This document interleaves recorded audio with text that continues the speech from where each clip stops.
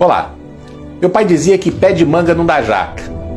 Era uma forma de interpretar a passagem bíblica em Mateus capítulo 7, versículo 18, que diz: a árvore boa não pode dar frutos ruins, nem a árvore ruim produzir bons frutos. Homero Homem da Siqueira Cavalcante, em seu livro Cabra das Rocas, conta que em sua terra natal existe uma árvore chamada piuriteiro. O piuriteiro dá um fruto, piurito. E piurito não serve para nada, não serve para comer, não serve para fazer óleo, não serve para coisa nenhuma. E o povo da terra cantaria pro piurito: piuriteiro que dás piurito, por que não dás coisa boa? Ao que o piuriteiro responde: cada um dá o que pode, conforme sua pessoa. Desde a minha adolescência, ouço falar em políticos corruptos. Se dizia de que Adhemar de Barros, que não o conheci, era tratado como o que rouba mais faz. Tem uma história que narra um assalto na casa da amante de Adhemar de Barros.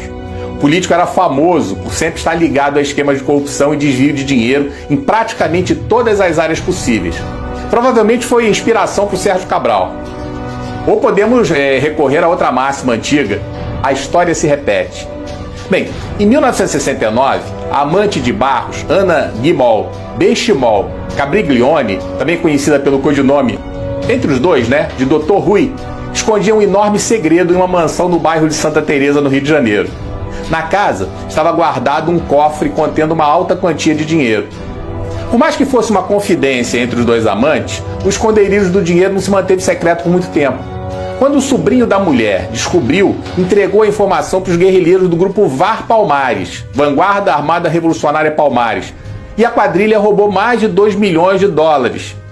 Dilma fazia parte do grupo de assaltantes. Também é da minha época o ditado popular que dizia: ladrão que rouba ladrão tem 100 anos de perdão. O ditado ignora que os ladrões e as ladras, perdoados, têm vocação para o roubo e continuarão seus malfeitos. Especificamente da minha época, se falava da corrupção de Paulo Maluf, a nova versão do Rouba Mais Faz. Do enriquecimento suspeito de Antônio Carlos Magalhães, havia até uma piada sobre o nome da OAS, construtora OAS. Diziam que a sigla significava Obras Arranjadas pelo Sogro. Afinal, César Mata Pires, fundador da OAS, era genro de Antônio Carlos Magalhães. A corrupção era folclórica. Porém, ficava na consciência popular que esses corruptos sempre sairiam impunes. Até que veio a delação de Roberto Jefferson e explodiu o mensalão. Depois veio a Lava Jato. O nome da operação deve-se ao uso de um posto de combustíveis para movimentar valores de origem ilícita, investigada na primeira fase da operação, na qual prendeu o doleiro Alberto Youssef. Através de Youssef, constatou-se a sua ligação com Paulo Roberto Costa, ex-diretor da Petrobras, preso. Depois Nestor Severo, que foi preso em 2015 e delatou outros. Daí a operação atingiu as grandes empreiteiras Andrade Gutierrez e Odebrecht, cujos respectivos presidentes Otávio Azevedo e Marcelo Odebrecht também foram presos. Ao longo de seus desdobramentos, entre outras pessoas relevantes que acabaram sendo presas graças à operação, inclui-se o ex-governador do Rio de Janeiro, Sérgio Cabral, seu sucessor, Luiz Fernando Pezão, o ex-senador Delcídio do Amaral, o ex-presidente da Câmara dos Deputados, Eduardo Cunha, os ex-ministros da Fazenda, Antônio Palocci e Guido Mantega, o publicitário João Santana, José Dirceu, Eike Batista, Luiz Inácio Lula da Silva. Novas investigações surgiram no exterior em dezenas de países, como Cuba, El Salvador, Equador e Panamá. Parecia que teríamos uma limpeza no cenário, mas hoje nos decepcionamos com uma suprema surpresa, ao ver a soltura de um por um dos criminosos comprovadamente ladrões, condenados, denunciados por comparsas da intimidade como Palocci, flagrados com dinheiro na cueca, com apartamentos reservados tão somente para guardar dinheiro. Falcatruas como a compra de refinaria em Passadina, que já entrou no folclore da impunidade. Mereceu uma CPMI e o presidente da comissão era um senador, que agora virou ministro do Tribunal de Contas da União e foi denunciado recentemente por corrupção e lavagem de dinheiro pela Operação Lava Jato. E que na época ele cuidou, quando senador, cuidou de varrer a sujeira para baixo do tapete. Seria surpreendente se a denúncia avançasse e ele fosse punido hoje.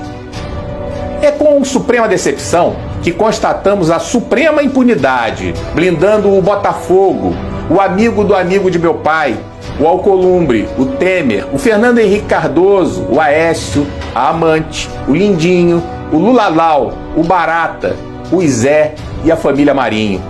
Uma suprema tristeza se abate sobre o povo brasileiro, que acreditou que finalmente o crime não compensaria mais.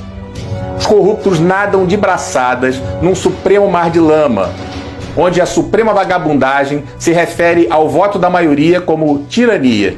Ou seja, democracia é ele, o Rei Sol, o centro do universo, pelo menos no universo do submundo, submundo supremo, supremo bueiro, suprema sarjeta. Hoje, sabemos que desembargador que desacata a guarda vai ser chamado na chincha. Ricaço que maltrata PM vai responder. Moleque que maltrata entregador de pizza está ferrado. Até a Globo vai ter que responder por suas falcatruas, pelo menos nas redes sociais. Fora delas, é pouco provável. Estamos carecas de saber quem pode esculachar os outros, falar mal de todo mundo, tem seus crimes deletados e não dá em nada. Pelo contrário, continua negociando suas coisas e ainda dá carteirada doidado. Um supremo tirano, uma suprema picaretagem. Não preciso conhecer os pais de certos canalhas para imaginar que ou erraram feio na educação dessa gente ou eram tão canalhas quanto. Tá aí os Maia, os Cabral, os Melo, os Magalhães, os Marinho, os Dória, os Lula, os Gomes, Santa Cruz. Como dizia meu pai, pé de manga não dá jaca.